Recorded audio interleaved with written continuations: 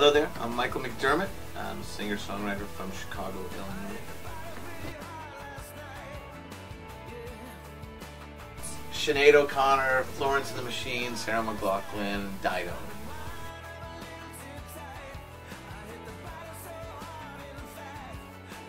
Kind of, it's some are revealed sooner than the others. So you know, sometimes the story ideas last. So it really depends. There's no real method to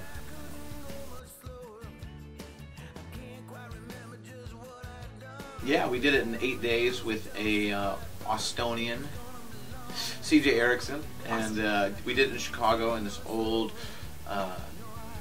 bank where the mob used to house bodies and stuff. It was crazy, and so it's not that anymore. It's a studio. But when I heard that, I knew that was my place, and when CJ was available, I knew he was the guy. And so yeah, it's very exciting. We tried to put a little, singer-songwriter bit on its ear, and so there was no mention of Bob Dylan, Bruce Springsteen, Tom Waits, any of those guys. They were forbidden to even be discussed when we made the record. So yeah, so I hope it's a new spin on it.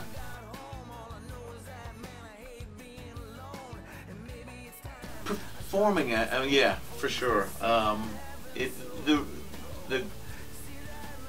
The joy you get out of recording is very short-lived because it's always kind of followed up by another problem or another crossroads. So performing is it's not always. It's exhausting and it's demanding, and so yeah, it's really. But yeah, it's definitely what I like to do most.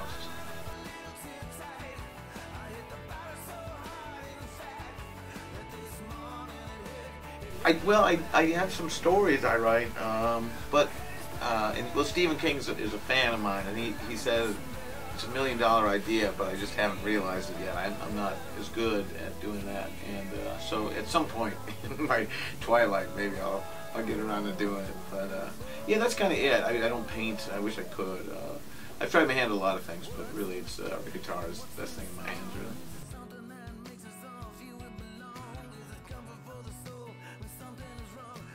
Well, the ones I'm in, I liked. No, actually, I mean, The Stand is great. Stand By Me as a novella. Shawshank. I mean, there's so many great things of his. But yeah, the ones that I display most proudly in my house are the ones that I've been in two, referenced in one, and then he used lyrics of mine in another. The lyrics were in a book called Insomnia, and the other book is Rosemary.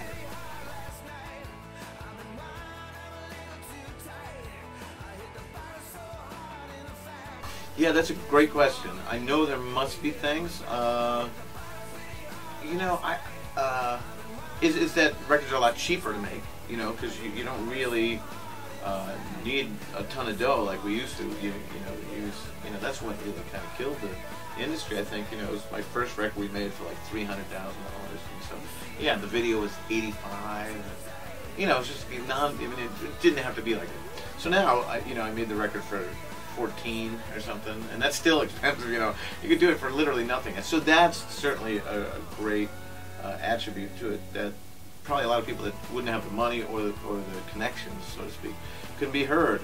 However, that the clutters of the landscape, and it's harder to find the good stuff. It used to be cream rises to the top because there were only 100 records released a year. Now there's probably 100 a week.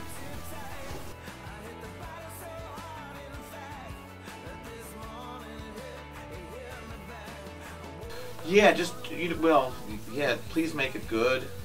There's a great line in that Woody Allen movie, Midnight in Paris, where, what's his name, Owen Wilson asked the Hemingway character, like, would you read my stuff? He's like, no, I hate it. He said that. If it's not good, I hate it because I hate bad writing. And if it is good, I hate it because I'm jealous and I wish I would have written it. Never ask another writer what you think, what they think of you. And like when people songwriters give me stuff, that's exactly how I feel. Like, I don't want to hear it, because if it's good, I'll be annoyed, and if it's bad, I'll even be more annoyed. So that's my advice. Just make it good, please, for the sake of